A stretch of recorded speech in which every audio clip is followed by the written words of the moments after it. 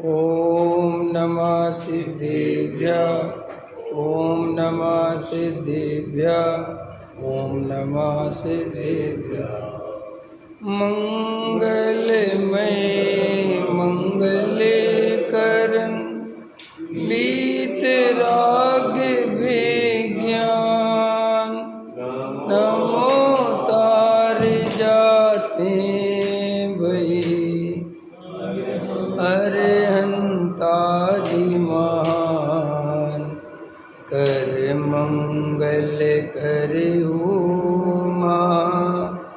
ग्रंथ करण के काज जाते मिले समाज सब आवे निज शिव उपाय करते प्रथम कारण मंगल रूप विघन विनाशक सुख करन नमो शुद्ध शिव मान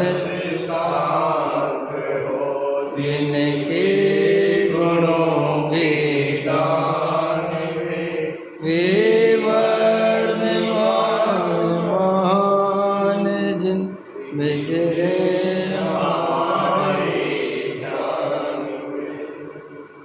मोक्ष मार्ग प्रकाशक नौवाधिकार चल रहा है। पृष्ठ क्रमांक 308। तथा पर द्रव्य रूप बाह्य सामग्री के अनुसार सुख दुख नहीं है। कसाय से इसकी इच्छा उत्पन्न हो और इसकी इच्छा अनुसार बाह्य सामग्री मिले तब इसके कुछ कसाय का उपशमन होने से आकुलता घटती है, तब सुख मानता है। और इच्छा के अनुसार सामग्री नहीं मिलती तब कसाय बढ़ने से आकुलता बढ़ती है और दुख मानता है। सो ऐसा जानना भ्रम ही है। इसलिए यहाँ ऐसा विचार करना कि संसार अवस्था में किंचित कसाय घटने से सुख मानते हैं, उसे हित जानते हैं, तो जहाँ सर्वदा कसाय दूर होने पर वह कसाय के कारण दूर होने पर परम निराकुलता होने से अनंत सुख प्राप्त होता है। ऐसी मोक्ष अवस्था को कैसे हित न माने। तथा संसार अवस्था में उच्च पद को प्राप्त करे तो भी यह तो विषय सामग्री मिलाने की आकुलता होती है, या विषय सेवन की आकुलता होती है, या अपने को अन्य किसी क्रोध आदि कसाय से इच्छा उत्पन्न हो उसे पूर्ण करने की आकुलता होती है। कदापि सर्वथा निराकुल नहीं हो सकता। अभिप्राय में तो ध्यान से पढ़ना एक एक लाइन। अभिप्राय में तो अनेक प्रकार की आकुलता बनी ही रहती है और कोई आकुलता मिटाने के बाह्य उपाय करे तो प्रथम तो कार्य सिद्ध नहीं होता, और यदि भवितव्य योग्य वह कार्य सिद्ध हो जाए तो तत्काल अन्य आकुलता मिटाने के उपाय में लगता है। इस प्रकार आकुलता मिटाने की आकुलता निरंतर बनी रहती है। यदि ऐसी आकुलता नहीं रहे तो वह नए नए विषय सेवन आदि कार्यों में किस लिए प्रवर्तता है। इसलिए संसार अवस्था में पुण्य के उदय से इंद्र अहमेंद्र आदि पद प्राप्त करे तो भी निराकुलता नहीं होती, दुखी ही रहता है। इसीलिए संसार अवस्था हितकारी नहीं है। तथा मोक्ष अवस्था में किसी भी प्रकार की आकुलता नहीं रही, इसलिए आकुलता मिटाने का उपाय करने का भी कोई प्रयोजन नहीं है। सदा काल शांत रस से सुखी रहते हैं, इसलिए मोक्ष अवस्था ही हितकारी है। पहले भी संसार अवस्था के दुख का और मोक्ष अवस्था के सुख का विशेष वर्णन किया है। वह इसी प्रयोजन के अर्थ किया है। उसे भी विचार कर मोक्ष को हितरूप जानकर मोक्ष का उपाय करना, सर्व उपदेश तात्पर्य इतना है। देखो कहते हैं सारे उपदेश का, सारे उपदेश माने पूरी द्वादशांग जनवाणी का, पूरी द्वादशांग जनवाणी का मतलब अनंत सर्वज्ञ भगवंतों का, अनंत ज्ञानियों का एक ही मत है। क्या मत है? कि संसार दुख से भरा पड़ा है, यहाँ दुख मिट नहीं सकता, चाहे जितने उपाय करो, और मोक्ष में सर्वथा सुख है, वहाँ कभी दुख हो नहीं सकता।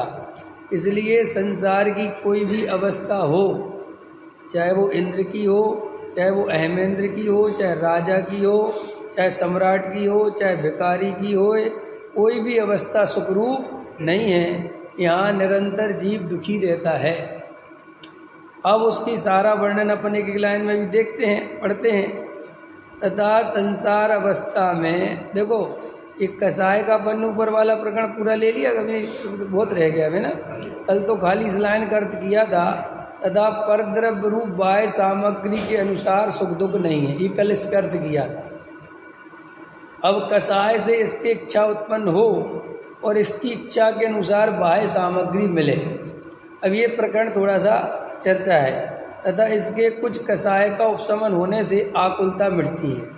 अब देखो कसाय से इसके इच्छा उत्पन्न होती है, ठीक है, लेकिन अपन इसके पहले चलेंगे, क्योंकि इसके पहले इसलिए चलना है कि कसाय उत्पन्न ही क्यों होती है।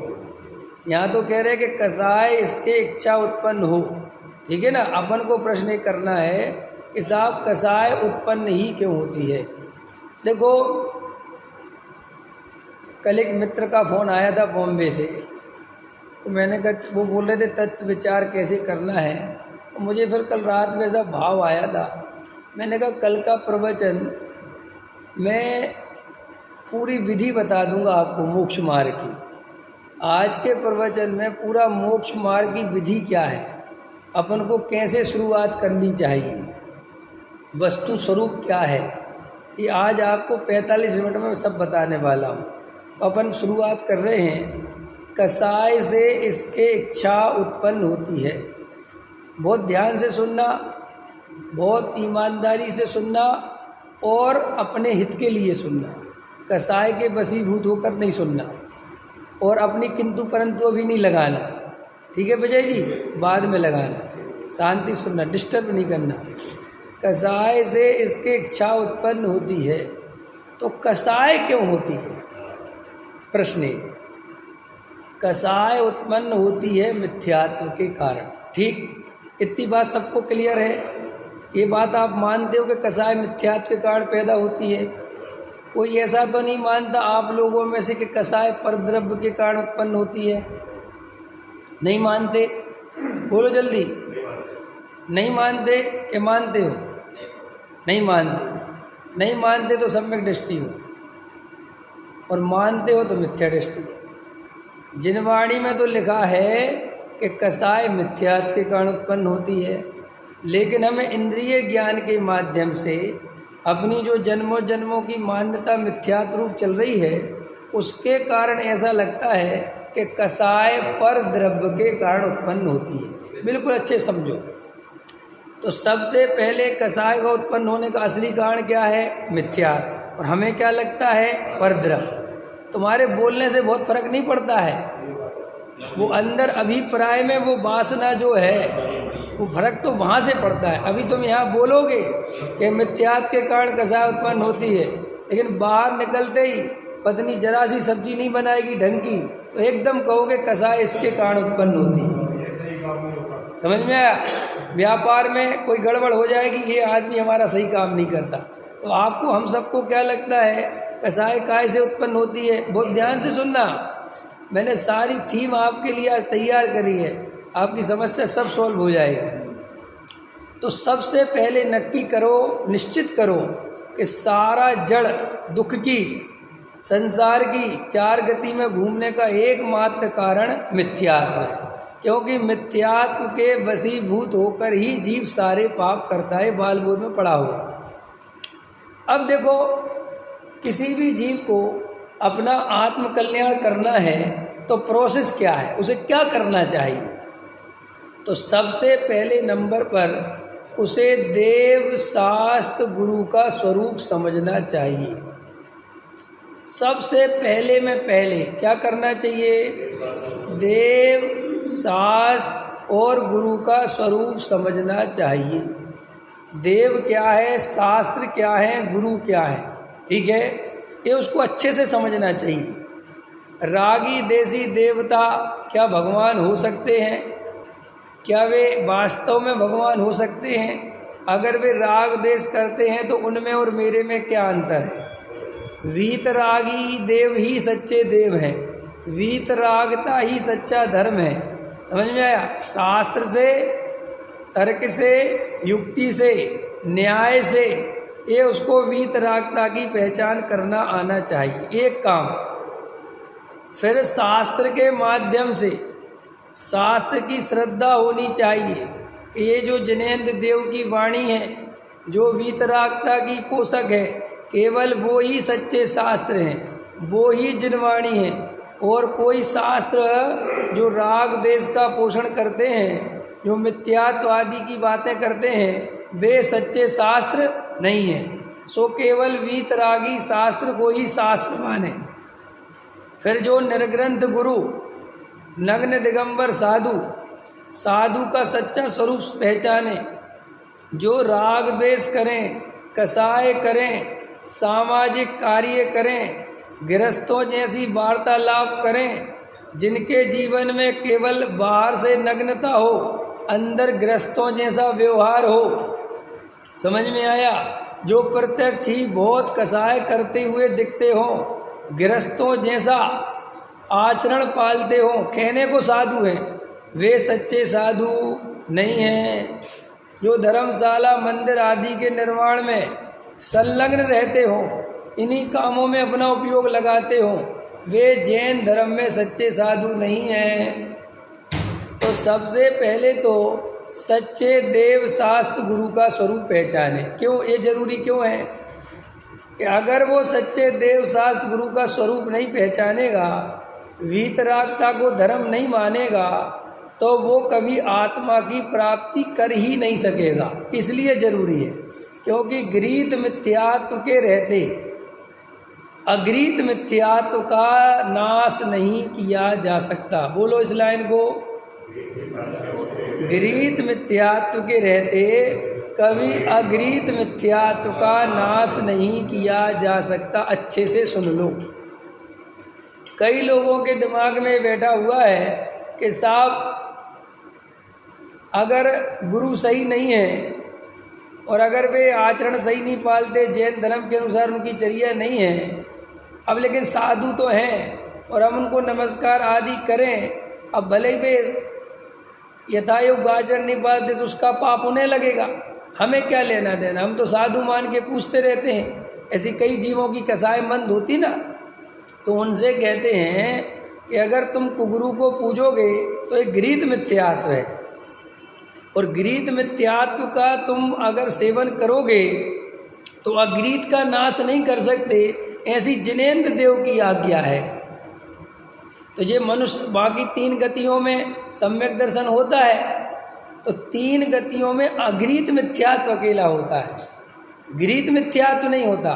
केवल मनुष्य पर्याय एक ऐसी पर्याय है जहाँ पर एक नया मिथ्यात्व चालू होता है, जिसका नाम है गृहीत मिथ्यात्व। नरक के नारकी को कोई गृहीत मिथ्यात्व नहीं, त्रियंच गति के जीव को कोई मिथ्यात्व नहीं, देवगति वाले कुछ नहीं, वहाँ सम्मिशन होता है, लेकिन यहाँ पर चलता है कहाँ? मनुष्य पर्याय में। तो सबसे पहले गृहीत मिथ्यात्व का त्याग करना अनिवार्य शर्त है। इसलिए कई जीवों की थोड़ी कसाय की मंदता होती है तो वो विनय संपन्न अति होते हैं, माने किसी के भी सामने झुकना, किसी को भी गुरु मान लेना, किसी को भी नमस्कार कर लेना, कोई भी देवी देवता की पूजा कर लेना। समझ में आया? तो होती तो उनकी कसाय मंद है, बड़े सज्जन पुरुष होते हैं, तो अब उनको बाहर से देख के लोगों को लगता है कि ये तो बहुत बड़ी आदमी है, लेकिन जैन धर्म कहता है कि इसकी ये कसाय मंदता होगी लेकिन इसकी मान्यता बहुत विपरीत है, इसलिए इसे सम्यक दर्शन नहीं हो सकता। समझ में आया? तो सबसे पहले गृहीत मिथ्यात्व का त्याग करना पड़ेगा अगर हमें सम्यक दर्शन की प्राप्ति करनी है। ठीक, इतनी लाइन क्लियर हो गई? तो आपको जरा सा भी अंदर कहीं पर भी आपके गृहीत मिथ्यात्व हो, समझ में आया, देव के संबंध में, शास्त्र के संबंध में, तो आप बात नहीं बनेगी। और तीसरे नंबर पर गुरु। जैन धर्म में गुरु का उतना ही महत्व है जितना देव का, जितना शास्त्र का, क्योंकि हमारे गुरु पंच परमेष्टि में शामिल हैं। णमो अरिहंताणम में णमो लोए सब्ब सावड़म बोलते हो ना, नमो वज्जायणम बोलते हो ना, नमो आयरियाणम बोलते हो ना, तो ये तीनों पद साधु के हैं। तो हमारे यहाँ साधु को बिल्कुल भगवान के बराबर में बैठाया है। तो अगर हमने साधु को भगवान के बराबर में बैठाया है, इतनी श्रद्धा, इतनी भक्ति हमारी गुरु के प्रति है, तो हमारा गुरु हमारे जैसा बिल्कुल नहीं होना चाहिए। अंतर समझ में आया? जैसे हम राग द्वेष करते हैं, जैसे हम कसाय करते हैं, जैसे हम समाज की चिंता करते हैं, अपने परिवार की चिंता करते हैं, मंदिर अपन अपना घर बनवाते हैं, है ना, अगर बेई काम साधु करे तो वो पंच परमेष्टि में शामिल होने लायक जैन धर्म में नहीं है।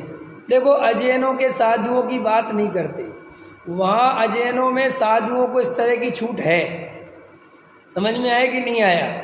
वहाँ के तो अधिक बहुत सारे साधु ऐसे हुक्का भी पीते हैं, चिलम भी पीते हैं, लेकिन वहाँ तो देवता ही पीता है। समझ में आया? तो वहाँ तो कोई बात नहीं है।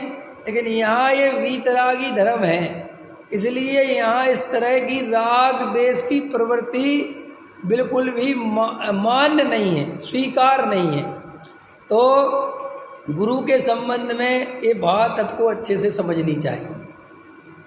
अब आगे चलो, देव शास्त्र गुरु का आपका श्रद्धान ठीक हो गया। श्रद्धान माने उस संबंधी के गृहीत मिथ्यात्व का सेवन नहीं करते, ठीक है। अब क्या करना चाहिए? इसके बाद आपको स्वाध्याय करना चाहिए। इसके बाद क्या करना चाहिए? स्वाध्याय करके जैसा वस्तु का स्वरूप है, समझ में आया, उसे पूरी ताकत लगाकर समझना चाहिए। क्या करना चाहिए? दूसरे नंबर पर, जैसा वस्तु का स्वरूप है वैसा हमें पूरी ताकत लगाकर समझना चाहिए। तो वस्तु स्वरूप में क्या समझना चाहिए? इस सम्यक दर्शन की विधि बता रहा हूँ मैं। तो सबसे पहले 7 तत्वों का सम्यक ज्ञान करना चाहिए, 6 द्रव्यों का स्वरूप समझना चाहिए, कर्ता कर्म क्या होता है, ईश्वर जगत का कर्ता धर्ता है क्या, समझ में आया, निमित्त क्या होता है, उपादान क्या होता है, निश्चय नहीं क्या होता है, व्यवहार नहीं क्या होता है, समझ में आया, ये दयादान पूजा भक्ति क्या होते हैं, इन सब का बिल्कुल व्यवस्थित स्वरूप समझना चाहिए। ठीक है, ये समझ लो बिल्कुल अच्छे से, पक्के समझ लो। सम्यक दर्शन चाहिए ना, तो इस सम्यक दर्शन की विधि बता रहा हूँ। तो सच्चा वस्तु स्वरूप समझकर शास्त्र के माध्यम से खूब गहरा स्वाध्याय कर कर जब हमने वस्तु स्वरूप समझ लिया, अब उसके बाद जो हमने 7 तत्व समझे हैं उसका एकांत में बैठ के गहरा तत्व विचार करना चाहिए। तत्व ज्ञान पहले, तत्व विचार बाद में। तत्व ज्ञान और तत्व विचार एक चीज़ नहीं है। तत्व ज्ञान माने समझना और तत्व विचार माने जो समझा है उसका गहराई से अंदर बैठ के अवलोकन करना, निर्णय करना कि ऐसा है कि नहीं। इतनी बात समझ में आ गई। अब आता है आचरण। इस पे थोड़ी चर्चा विशेष करनी पड़ती है। देखो, सबसे पहले तुम अपनी मनमानी बिल्कुल भी मत करो। अगर तुम जिनेंद्र देव के उपासक हो, जिनवाणी के भगत हो, तो सबसे पहले एक आज्ञा विचय नाम का धर्म ध्यान है। तो आज्ञा विचय नाम का धर्म ध्यान क्या है कि भाई जिनेंद्र देव ने जैसा वस्तु का स्वरूप बताया है, जैसी उनकी आज्ञा है, उसको स्वीकार करना। तो अब सबसे पहले इसी लाइन पर रुक जाना कि उन्होंने बताया क्या है। तो उन्होंने बताया है कि मिथ्यात्व के नाश करे बिना, सम्यक दर्शन की प्राप्ति के बिना चारित्र नहीं होता। ये उनकी बिल्कुल मूलभूत वस्तु का स्वरूप है, सर्वज्ञ की वाणी है। सम्यक दर्शन के बिना धर्म नहीं होता। अच्छे से सुनो ध्यान से। सम्यक दर्शन के बिना धर्म नहीं होता, सम्यक दर्शन के बिना चारित्र नहीं होता, सम्यक दर्शन के बिना एक भी व्रत नहीं होता। पकड़ में आ रही दिनेश जी? गहरी बात समझा रहा हूँ। ये आज मैं इस प्रवचन में सारी समस्याएं एक साथ खत्म करने वाला हूँ। एक भी समस्या बचेगी नहीं आज के प्रवचन में, और पूरे जगत के लिए पहुंचा दो ये प्रवचन तो समझ में आ जाए। ये जो लड़ाई झगड़े होते ना कि साहब क्रिया करें कि नहीं करें, सब समाधान दे रहा हूँ मैं। जिनेंद्र देव की आज्ञा है कि सबसे पहले जीव को सम्यक दर्शन प्राप्त होगा, सम्यक दर्शन प्राप्ति के बाद ही सम्यक चारित्र की कहानी बनेगी। उसके पहले 3 काल में ऐसा नहीं हुआ कि सम्यक दर्शन हुआ नहीं और किसी जीव को सम्यक चारित्र हो जाए। इसलिए हमें जब तक सम्यक दर्शन नहीं हो, जब तक आत्मानुभव नहीं हो, हमें सारी ताकत सम्यक दर्शन में लगानी चाहिए और किसी काम में नहीं लगानी चाहिए। ये मैं नहीं कह रहा हूँ, ये जिनेंद्र देव ने कहा है कि साहब हम सम्यक दर्शन के बिना, सम्यक दर्शन तो जब होगा तब होगा, तब तक हम जो दया दान व्रत शील संयम नियम व्रत पाले तो क्या बुराई है? कि बुराई ये है तू सम्यक दर्शन के बिना ये पालेगा और इनमें तू धर्म बुद्धि करे बिना रहेगा ही नहीं, और तुझे इनमें धर्म बुद्धि हुई तो ये गृहीत मिथ्यात हो गया। अब खतरनाक है, अब बहुत बारी गई। साहब ये गृहीत मिथ्यात क्यों हो गया? क्योंकि ये तूने इसी पर्याय में आके सीखा है, क्योंकि वस्तु स्वरूप तो ऐसा है नहीं, और तूने इसी पर्याय में आके क्या सीख लिया कि व्रत शील संयम आदि करूँगा, जड़ की क्रिया से सम्यक चारित्र हो जाएगा, और इससे होना क्या है? गृहीत मिथ्यात। तो सावधान होकर सुनना। सम्यक दर्शन का पुरुष के साथ जब तक सम्यक दर्शन नहीं हो तो क्या करना कि विचार करना कि क्यों नहीं हो रहा है। पकड़ में आ रहा कि नहीं आ रहा? विचार करना कि हो क्यों नहीं रहा है। जब हमारा सम्यक दर्शन के बिना सम्यक चारित्र हो ही नहीं सकता, चौथे गुण स्थान के बिना 5वां गुण स्थान हो ही नहीं सकता, ये सारे जगत को पता है। तो हम उन क्रियाओं के पीछे क्यों भागें, क्यों जबरदस्ती करें जो क्रियाएं उस भूमिका में हो ही नहीं सकती। पकड़ में आ रहा? सम्यक दर्शन की प्राप्ति का पहला उपाय। अब देखो, सम्यक दर्शन मिथ्यात्व के नाश से होता है। अब चलो, मिथ्यात्व का नाश कैसे होता है? तत्व विचार करने से, भेद विज्ञान करने से। तो अभी मैं आपको यहाँ तक तो ले आया, देवशास्त्र गुरु का श्रद्धान ले आया और स्वाध्याय पे ले आया, और अब आपको तत्व विचार पे ले आया। ठीक है, फिर आपके 2, 3, 4 प्रश्न आएंगे कि साहब आचरण कैसा होना चाहिए ऐसे गृहस्थ का। बिल्कुल ठीक है, वो भी बताते हैं। सामान्य गृहस्थ का आचरण जिनेंद्र देव ने जो बताया है, उसमें सम्यक दर्शन मिथ्या दर्शन की शर्त नहीं है। अगर हम जैन हैं, समझ में आया, तो जैनी के क्या कर्तव्य हैं, वो कर्तव्य के रूप में, धर्म के रूप में नहीं, वे धर्म के कारण नहीं, वे तुम्हारी जैन कुल में, जैन परंपरा में, जैन धर्म में अगर तुम्हारा जन्म हुआ है तो तुम्हारा आचरण जैन धर्म को लजाने वाला नहीं होना चाहिए। समझ में, उसका धर्म से कोई संबंध नहीं है। तो एक सामान्य श्रावक को क्या करना, क्या लिखा है जिनवाणी में, मध्य मास मधु का त्यागी होना चाहिए, सप्त व्यसनों का त्यागी होना चाहिए। क्यों होना चाहिए, मैंने इसके पीछे सब कारण बताया था। मध्य मास मधु अत्यंत तीव्र कसाय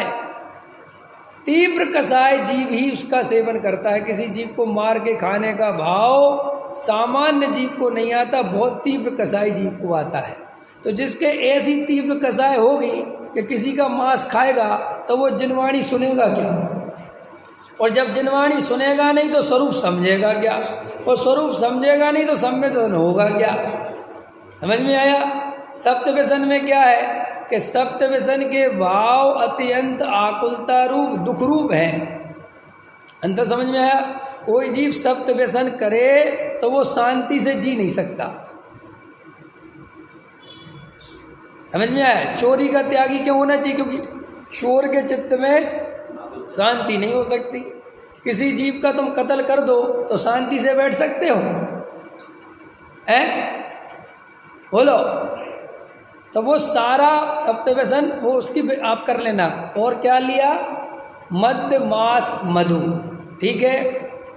और अच्छे कुल में रहते हो, अच्छा कुल है, बढ़िया समाज है तुम्हारा, और तुम्हारा बहुत आराम से रात्रि भोजन का त्याग, जमी कंद का त्याग, समझ में आया, ये बहुत आराम से सहजता से चलता है, इसका भी त्याग करो। समझ में आया। इतना सामान्य सदाचार बहुत है। इससे आगे अब सम्यक दर्शन के बाद कि कर ले तो क्या बुराई है, ये प्रश्न आता ना, हम कर लें तो क्या बुराई, कर लें तो बुराई नहीं है। तुम उसमें धर्म बुद्धि तो नहीं करोगे, धर्म तो नहीं मानोगे, उससे अभिमान तो नहीं करोगे कि साहब वो तो करेंगे तब पता चलेगा। समझना मेरी बात। अब देखना मेरी बात, तो तुम्हें करने की जरूरत नहीं है, क्योंकि जिनेंद्र देव की आज्ञा के खिलाफ जाने की जरूरत क्या है। जब भगवान ने खुद केवल ज्ञान में वस्तु का स्वरूप ऐसा बताया है कि अब इतना ही कर सकते हो इस भूमिका में, अब तुम सम्यक दर्शन में ताकत लगाओ। समझ में, काय में ताकत लगाओ, काय में ताकत लगाओ, सम्यक दर्शन, सारी ताकत काय में लगाओ, सम्यक दर्शन में। तो कुछ जीव जो मिथ्यात्व के नाश में तो अपनी ताकत लगाते नहीं, तत्व विचार आदि में उपयोग लगाते नहीं, और मात्र बाहरी आचरण से अपनी इच्छाओं को दबाते चले जाते हैं। क्या कहा मैंने, आज इसका त्याग, आज उसका त्याग, आज ये नहीं करेंगे, आज वो नहीं करेंगे, आज ये नियम वो नियम, वे सब जिनेंद्र देव की आज्ञा के खिलाफ हैं। क्योंकि जिनेंद्र देव ने ऐसे नियम नहीं बताए हैं जैसे हमने आजकल नियमों को मजाक बना रखा है। बना रखा है कि नहीं बना रखा, बोलो। ये मंदिरों में पर्ची रख देते हैं, है ना, डिब्बे में, कि जो पर्ची निकल आए आज वही नियम। अब पर्ची निकल आई कि आज टीवी नहीं देखेंगे, और आज ही बिल्कुल क्लाइमेक्स आना है। समझ में, आज ही तुम्हारा सीरियल का क्लाइमेक्स, तो पर्ची बदल देता है, वो डाल देता है, फिर कहता है डमोर हिंदाड़म, दूसरी निकाल। फिर दूसरी में आ गया कि आज हरी नहीं खाना, और आज ही शादी में जाना है, तो तीसरी निकालो। तो जो तुम चरणानियों पाल रहे हो कि चरणानियों का मजाक बना रहे हो, पहले ही बताओ।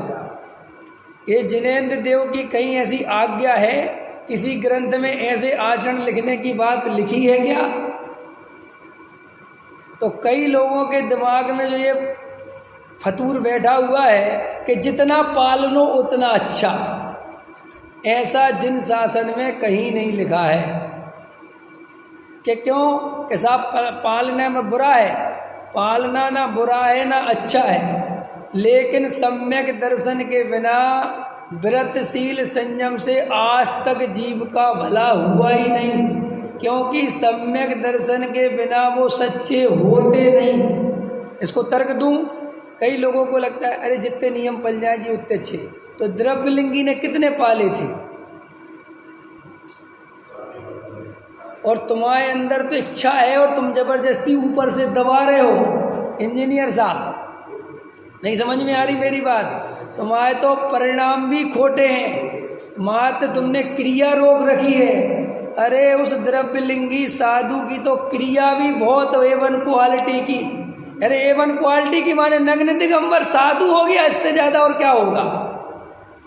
एक बार भोजन करते हैं, जैसे भावलिंगी संत का आचरण होता है, उस आचरण से उनका 19वां आचरण नहीं होता। एक बात और, परिणाम इतने निर्मल होते हैं कि टोडेमल जी साहब ने लिखा है कि अगर परिणाम निर्मल नहीं हो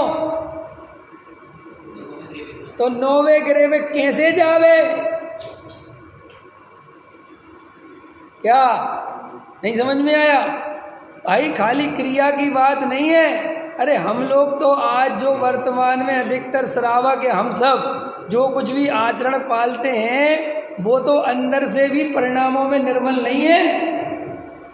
ढोते हैं, करना पड़ता है, नियम ले रखा है तो पाल रहे हैं, दूसरों को दिखाने के लिए पाल रहे, इतना मायाचार। ठीक समझना ध्यान से।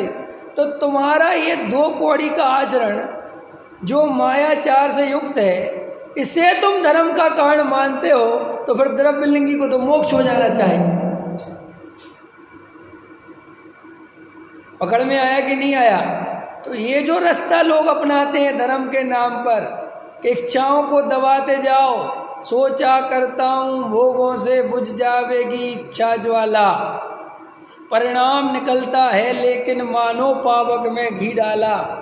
अरे भाई साहब, जो ऐसा चलता है ना, नियम ले लो, नियम ले लो, अनियम ले लो, नियम ले लो। सुनो, संसार में जिसके सम्यक दर्शन नहीं है, अरविंद जी ध्यान देना, बहुत खतरनाक बात होगा। जैन कुल में जैन, देखो अजैन की बात नहीं लाना, भील को लेके मत आना मेरे सामने। तुम भील को ढालाओगे मुझे पता है, वो कौए के मांस का त्याग वाला। तुम भील नहीं हो ना, तुम कौए का मांस तो नहीं खाते ना भाई, समझ में आया? तो जो जैन कुल में जन्मे हैं, जिनका परम सौभाग्य से सच्चे देव शास्त्र गुरु का सानिध्य जिनको मिल गया है, जिन्हें वीतरागता धर्म है, ये बात सुनने मिल गई है, अब वे सम्यक दर्शन का उपाय करें, ये छोटे मोटे नियम का उपाय करें। मैं आपसे पूछता हूँ क्या करना चाहिए दोनों में से? तो अभी तुम देखते होगे कि बहुत सारे छोटे छोटे नियम बड़े नियम बन जाते हैं, ये हो जाता है, वो हो जाता है, फला हो जाता है। देखो एक, अरे भाई ये कहानी क्यों सुना रहे हो? इसको स्वाध्याय नहीं करता, ये नियम दिलाओ। दुनिया में सामान्य गृहस्थ को यही नियम दिलाने लायक है कि रोज स्वाध्याय कर, ये नियम ले, और घृत मिथ्यात्व का त्याग कर, ये नियम ले।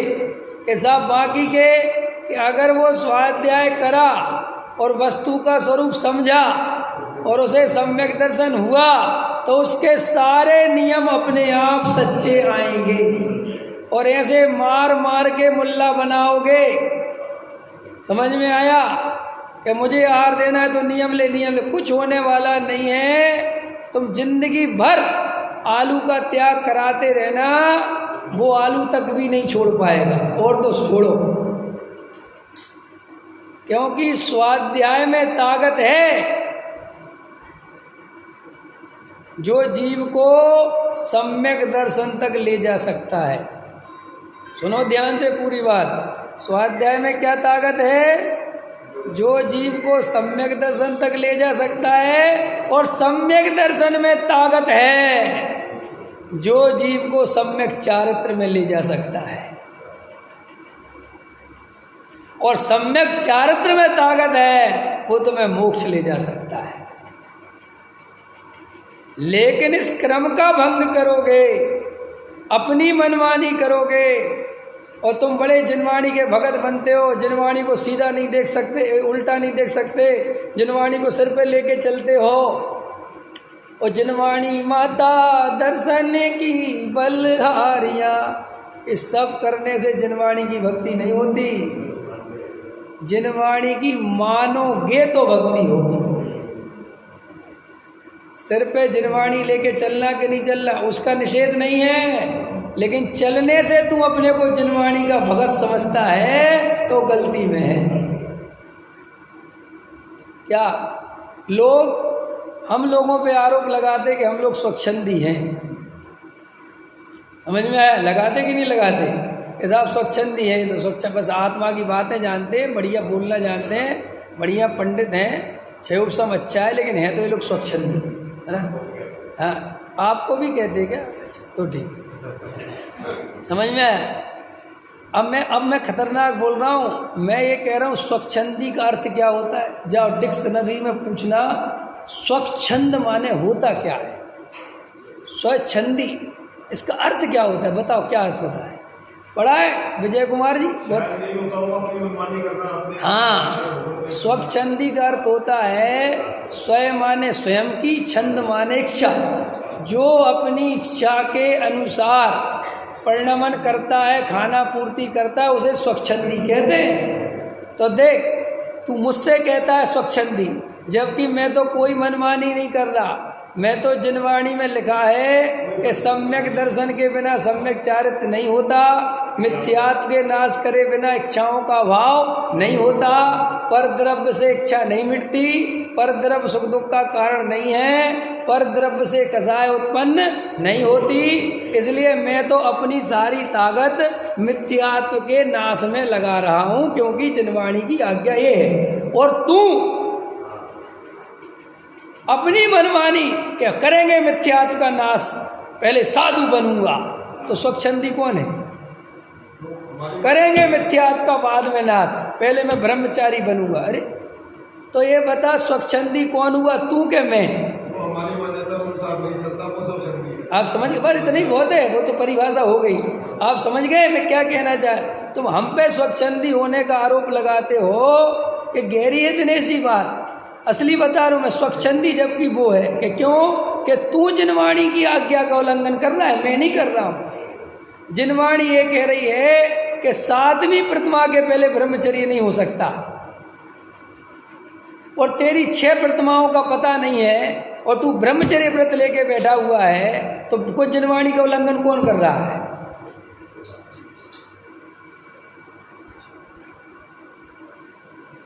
बोलो। जिनवाणी में जो साधु का आचरण लिखा है और तू आधा अधूरा आचरण पालता है, तो जिनवाणी का उल्लंघन कौन कर रहा है?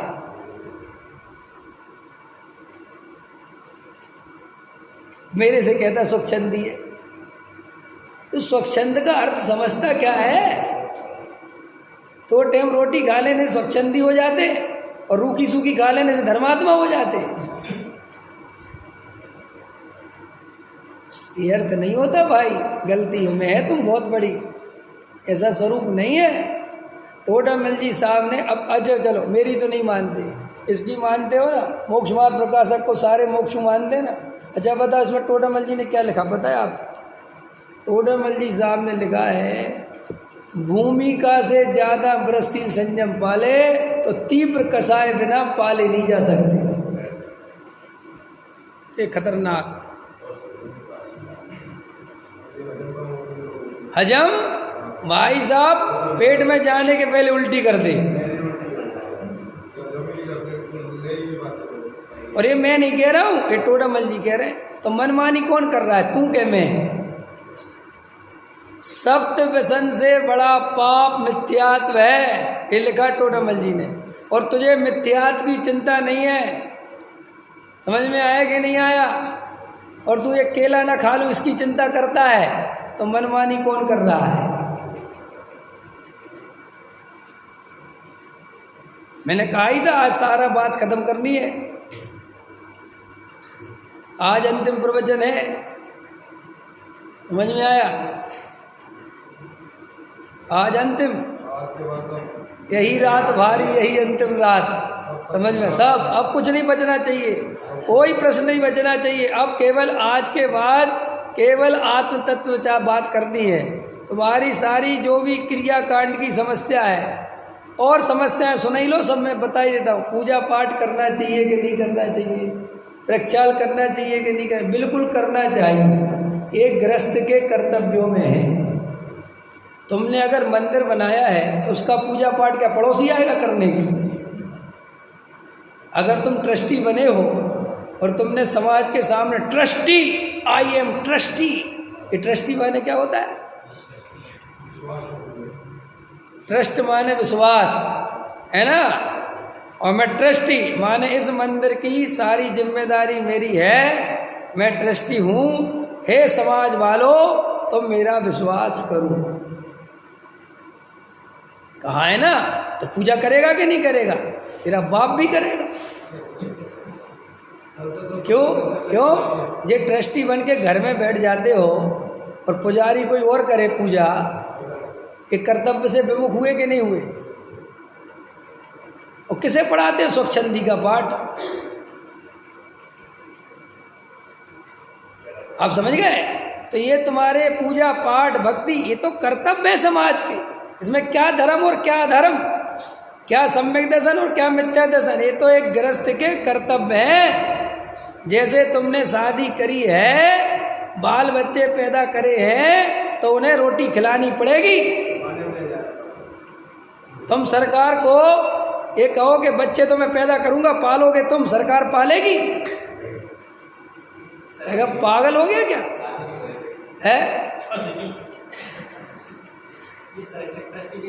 आप मैंने मेरा समझ है, आप समझो, मैं अभी उस पर नहीं बोल रहा हूँ, मैं उस अर्थ में नहीं बोल रहा, मैं सिर्फ इस अर्थ में बोल रहा हूँ कि जब हम मंदिर का निर्माण करते हैं तो उसमें गृहस्थों में उसके प्रति जो उसके कर्तव्य हैं वे उसको करने ही चाहिए और करने ही पड़ेंगे।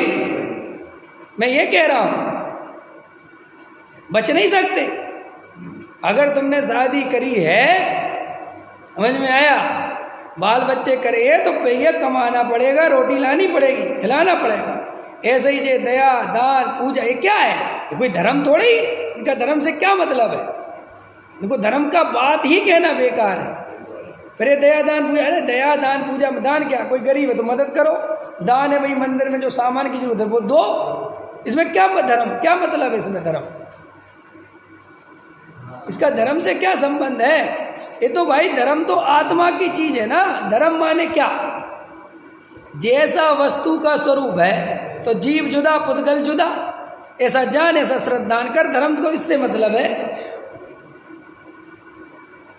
ये दया दान पूजा भक्ति करना कि नहीं करना, क्या करना कि नहीं करना कि प्रश्न कहाँ आते हैं? एक तो एक सामान्य गृहस्थ के जीवन में होना अनिवार्य है। इनका धर्म से कोई दूर तक संबंध नहीं है। और अगर इनसे किंचित भी धर्म की कल्पना करते हो, अपने को धर्मात्मा मानते हो, इनसे जरा सा भी धर्म का लाभ मानते हो, तो एक गृहीत मिथ्यात्व है।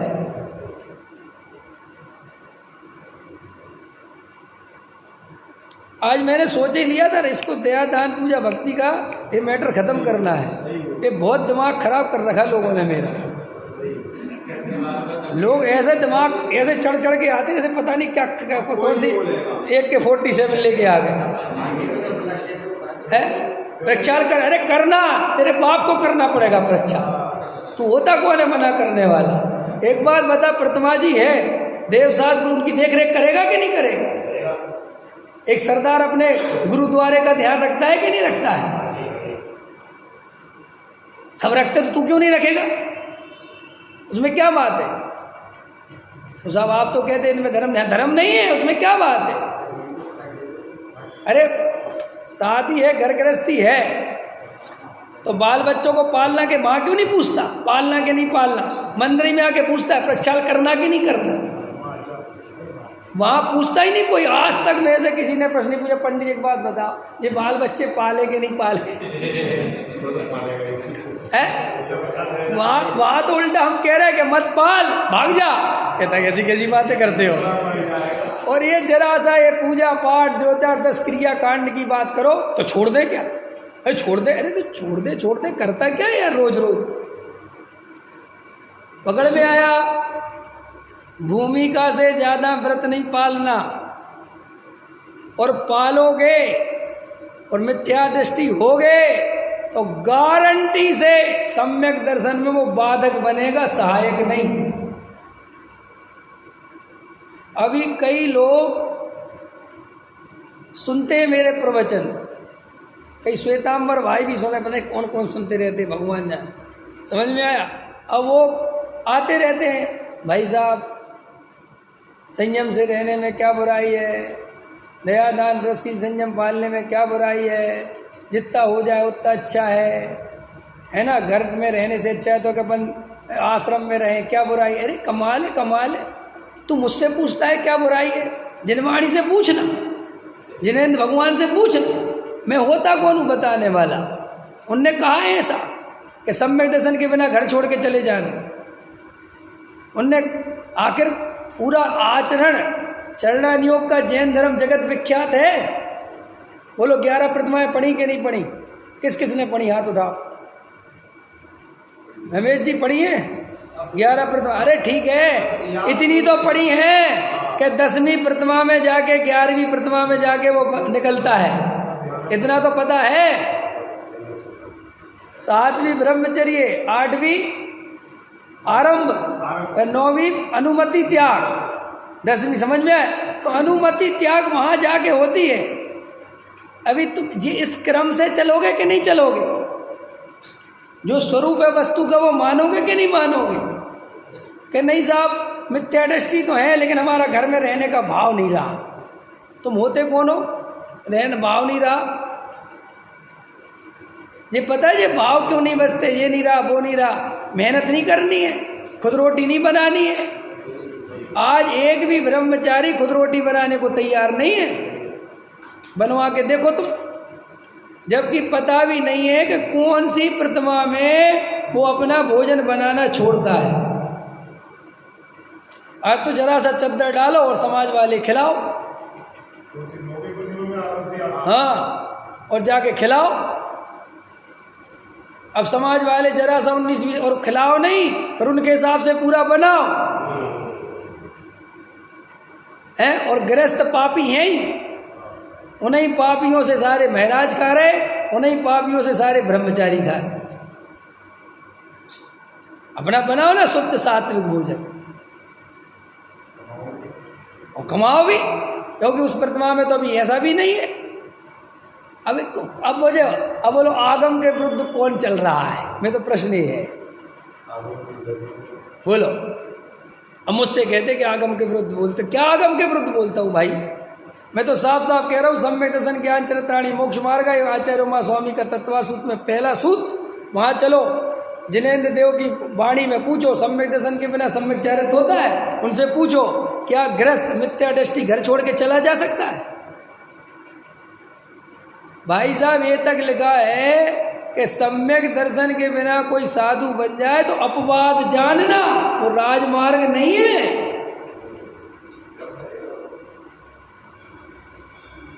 नहीं समझ में आया? हाँ, माने ऐसा जीव कि जिसकी बचपन से ही कुछ उदय ऐसा है कि कसाय बिल्कुल ही मंद है, समझ लो है तो मिथ्या लेकिन परिणाम है शुक्ल लेस्या जैसे।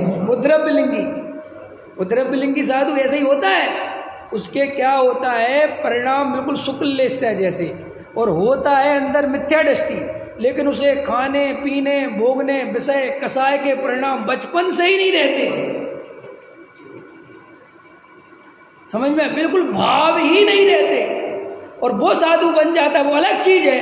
अरे तुम तो दबा दबा के, सुन के, जबरदस्ती बैराग जगा जगा के, समझ में आया? घर संसार के दुख सोच सोच के, सब्जी लानी पड़ेगी, कौन कमाने जाएगा, ये करे भैया मुझे नहीं करनी शादी। ये जैन धर्म नहीं है। जैन धर्म में ऐसी परमिशन नहीं है बैराग धारण करने की। आत्मा के आश्रय के बिना बैराग सच्चा होता ही नहीं, ये तो परम वाक्य है ना भाई। और जब हमें आत्मा का आश्रय है ही नहीं तो हमारा बैराग किस बात का? जब आप अपने मुंह से कह रहे कि अभी सम्यक दर्शन नहीं है, तो फिर ये व्रत किस बात के? और फिर तुम इन व्रतों से अपने को बड़ा क्यों मानते हो? और अगर इनसे बड़ा मानोगे तो ये सम्यक दर्शन होने देंगे?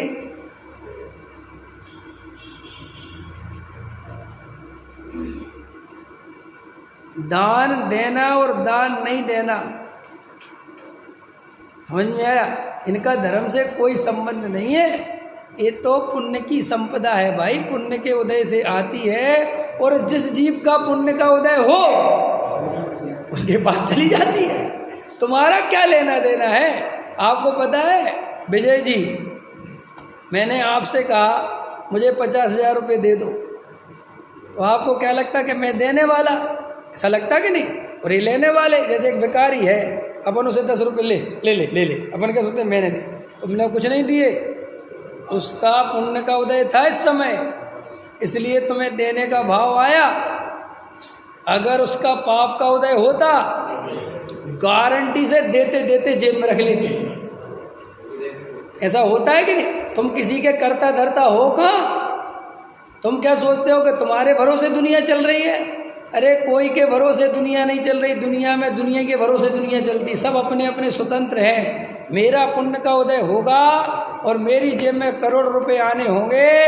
वो कहाँ से आएंगे वो मुझे भी पता नहीं चलेगा, और आ जाएंगे। मेरे को आज रोटी मिलनी होगी तो मिलेगी, और नहीं मिलनी होगी तो पत्नी ने 56 भोग बना रखे होंगे, अंतराय कर्म आ जाएगा और मुझे एकदम भागना पड़ेगा और मैं कहूँ भोजन नहीं कर पाऊंगा। कौन किसका करता धरता है? तो जड़ की क्रिया मैं करता हूँ, कुछ नहीं करता। तू तो भ्रम करता है, इसलिए भ्रम करता है, इसलिए सम्यक दर्शन मुश्किल पड़ता है। इसलिए पापी तर जाते हैं, और जे अपने आप को जो पुण्य आत्मा कहते हैं, ये पुण्य में फंस के रह जाते हैं। इतनी बात क्लियर हो गई? जिन धर्म की आज्ञा क्या है ये समझो। सम्यक दर्शन के बिना जो काम नहीं होता वो काम मत करो। और ये नियम धर्म के देखो भाई, और सुनो, थोड़ी गहरी बात बता दी। सिद्धांत वाक जिनेंद्र देव की वाणी 100 इंद्रों की उपस्थिति में उन्होंने कहा कि मिथ्यात्व के वशीभूत होकर जीव पाप करता है। मिथ्यात्व के कारण जीव को कसाय उत्पन्न होती, ध्यान देना। और मिथ्यात्व के नाश के बिना सम्यक दर्शन नहीं होगा। सम्यक दर्शन नहीं होगा तो कसाय बंद नहीं होगी। कसाय बंद नहीं होगी तो निरंतर तुम उनकी पूर्ति में लगोगे। तो तुमने क्या मान रखा? मिथ्यात्व के कारण के परद्रव्य है ना, इसके कारण कसाय उत्पन्न होती है। तो कई लोग क्या सोचते हैं, इच्छाओं को दबाते हैं। योग योग से इच्छाओं के क्या सागर में गोते खाता आया हूँ। तो जीवों के एक ऐसी सामान्य धारणा हो गई कि हम इच्छाओं की पूर्ति करते रहेंगे तो ऐसे तो हम विषय भोगों ही में लगे रहेंगे। समझ में आया? तो वे क्या कहते हैं, धीरे धीरे अपनी इच्छा कम करो। सुना होगा तुमने।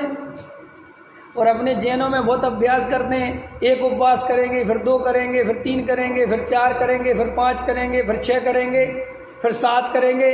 पहली 10 लक्षणी आई तो 5 करे थे, तो आत्मविश्वास बढ़ गया। इस बार 7 करेंगे, फिर तीसरी आई तो 10 करेंगे। देखे होंगे तुमने, करते हैं कि नहीं करते हैं? और पहले ये त्याग करेंगे, फिर वो त्याग करेंगे, अब इसके बिना भी चल जाएगा, अब इसके बिना भी चल जाएगा, अब इसके बिना। तो वे क्या सोचते हैं कि वे बहुत बड़े धार्मिक हो गए। और मिथ्यात्व क्यों कहते हुए? क्योंकि तत्व वस्तु का स्वरूप ही पता नहीं है, खाली वो व्रत सी संयम। अब देखना, जबकि मैं आपसे कहता हूँ इनमें कोई दम नहीं है। जीव के अंदर ऐसी शक्ति है कि वो कोई भी अभ्यास निरंतर करे तो उसमें निपुण हो जाता है। देखो भाई, चाइनीज लोग 8-8 साल की बच्चियाँ, 10-10 साल की बच्चियाँ रबड़ की तरह शरीर बना लेती हैं। उनका शरीर कैसा होता है? बिल्कुल रबड़।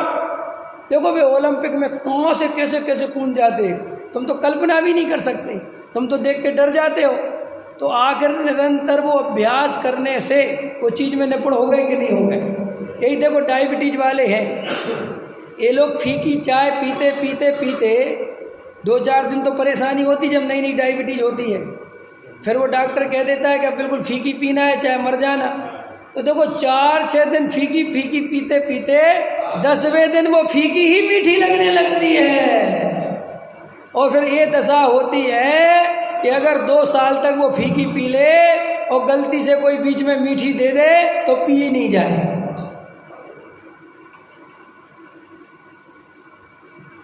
तो जब हमारे जीवन में ये बाहर की क्रिया कांड की तो ये हालत है कि तुम कोई भी अभ्यास करोगे किसी भी रूप में, कितना ही बड़े से बड़ा, वो अपने आप सद जाएगा। और उससे अगर तुम अपने को धर्म मानोगे तो क्या दम है। हम पंडितों की भी ले लेते हैं। ये पंडित रोज प्रवचन करते हैं, रोज गाथा पढ़ते हैं, रोज ग्रंथ पढ़ते हैं, तो इनको याद हो जाती हैं वो चीज़ें। 2-4-10 श्लोक याद हो गए संस्कृत के, 20-30 गाथाएँ याद हो गई, 20-50 उद्धरण याद हो गए, 2-4 ग्रंथों के रेफरेंस याद हो गए। तो वो पंडित अगर इससे अपने को बहुत महान समझता है तो नंबर 1 का मूर्ख है। क्यों कह रहे? तो कोई भी करेगा, रोज रोज वही पढ़ेगा। एक बात नहीं बता रहा हूं मैं, सब चीजें बता रहा हूं आपको। पंडित दुकान के बारे में सोचता रहता है और तुम्हें आत्मा की बात सुनाता रहता है और कहीं डिस्टर्ब नहीं होगी। और तुम कहोगे वाह यार क्या प्रवचन किया। वो पंडित से पूछो, वो कहता मैंने क्या प्लानिंग करी फैक्ट्री की। क्या समझते हो? तुम सोचते हो कि मैं ये प्रवचन करता हूं तो मुझे बहुत बहुत सोचना पड़ता है। कुछ नहीं सोचना पड़ता। अभी रात के 2 बजे उठा के करा देना, 2 बजे कर दूंगा। बोलो 20 साल से कोई चीज़ का अभ्यास करोगे, क्या दम इन बातों में? इन जड़ की क्रियाओं को तू अपना बड़ा मानता है, तू इससे अपने को बड़ा मानता है। और ऐसा निमित्त नैमित्तिक संबंध है,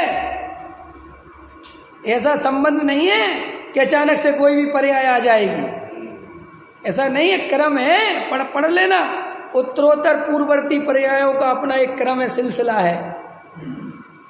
ऐसा नहीं होता कि अचानक से मेरे 7वां गुणस्थान जग जाए बैठे बैठे। ऐसे नहीं होता 3 काल में। किसी पर्याय तो स्वतंत्र है, कोई भी आ जाए, ऐसे नहीं आएगी। अपने क्रम में उस पुरुषार्थ पूर्वक ही आएगी। अगर मेरे तन पे वस्त्र का एक धागा भी रहेगा ना तो मुझे 7वां गुणस्थान नहीं होगा। कि साहब धागा क्या कर लेगा, वो तो पुद्गल द्रव्य है भाई। ऐसा संबंध है।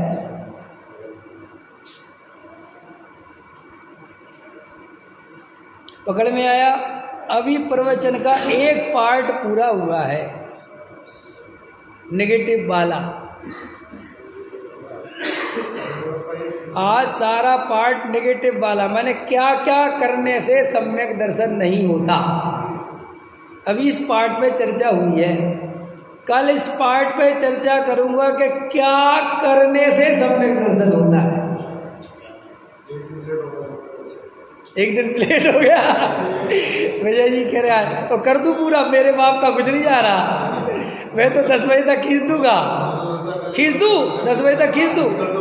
अरे 10 बजे तक खींच दूं। हमारे जैन साहब की हार्ट बीट अभी बढ़ रही। आप समझे कि नहीं? नहीं, अभी हंसी की बात नहीं, समझ में क्लियर हो गई कि नहीं? ये चरणानियोग की धमकी मत दो। चरणानियोग में गलती तुम कर रहे हो, मैं नहीं कर रहा हूं।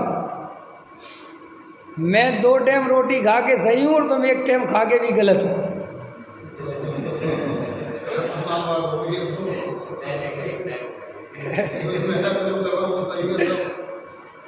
हाँ सब सही है। अगर तत्व विचार करते हो, वेद विज्ञान करते हो तो असली काम करते हो। और अगर ये नहीं करते तो मेरी नज़र में तुम कुछ भी करते हो सब 2 कौड़ी का है, सब 2 कौड़ी का, कुछ है ही नहीं मेरे लिए। अरे मेरी नज़र और जनवाणी की नज़र अलग अलग थोड़ी है। समझ में आया?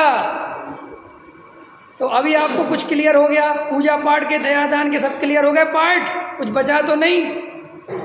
और ये बाहर से इच्छाओं को रोकने का उपाय जैन धर्म में नहीं है। कि हम ऐसे तो इच्छा पूर्ति करते जा रहे। भाई मिथ्यात्व के कारण इच्छा पैदा होती है, मिथ्यात्व का नाश कर। और अगर तू बाहर के पदार्थों को छोड़ छोड़ के लिस्ट बना बना के त्याग करना चाहता है तो तेरे सामने द्रव्यलिंगी सबसे अच्छा उदाहरण है। और वो शास्त्रों में जो द्रव्यलिंगी लेके आए वो इन्हीं के लिए लेके आए जो एक क्रिया कांड से और भावों से धर्म मानते हैं, वरना लाने की कोई जरूरत नहीं थी। जो ये पंडित शास्त्रों से बड़ा अपने को विद्वान समझते हैं, इसलिए वो 11 अंग और 9 पूर्व लेके आए। ए पंडित ज़्यादा हवा में मत उड़। अगर 11 अंग और 9 पूर्व का ज्ञान वाला भी आत्मकल्याण नहीं कर सकता तो तू ये जरा सा 2-4 शास्त्रों को रट लिया और अपने को बड़ा पंडित समझने लग गया है। दोनों को फटका रहे। क्रिया कांड से धर्म माने उसके लिए द्रव्यलिंगी, और शास्त्रों को पढ़ पढ़ के अपने को पंडित विद्वान धर्मात्मा माने उसके लिए 11 अंग और 9 पूर्व। जितना कर लो जी उतना अच्छा। ये कोई पोपा बाई का राज नहीं है, तुम अपनी मनमानी नहीं चल सकती तुम्हारी। जितना कर लो उतना अच्छा जी। हम वैसे तो ठीक है, लेकिन हमें शादी नहीं करना चाहते, और बाकी सब करेंगे तो ठीक है। हम भी कह रहे मत करो, लेकिन फिर ब्रह्मचारी नहीं कहलाओगे।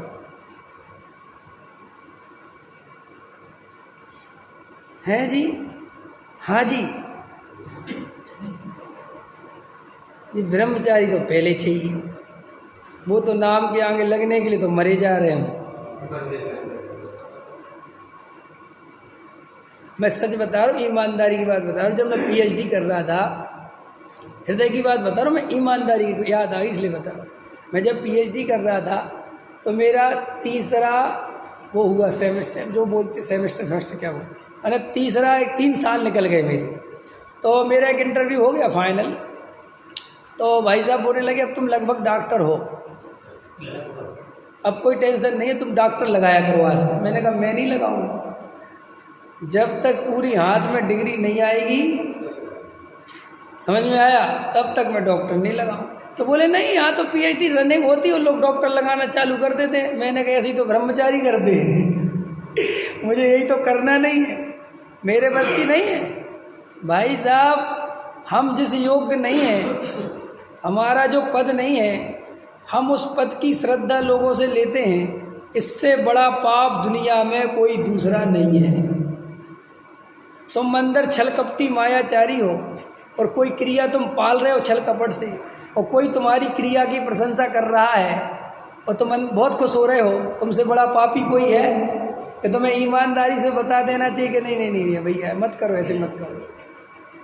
हमारे गुरुदेव श्री ने इतनी ईमानदार रखी कि भैया मैं घोषणा ही कर देता हूँ कि मेरे कोई व्रत नहीं है, मैं अव्रती हूँ, ताकि मुझे कोई उस दृष्टि से सम्मान ना दे। देखो,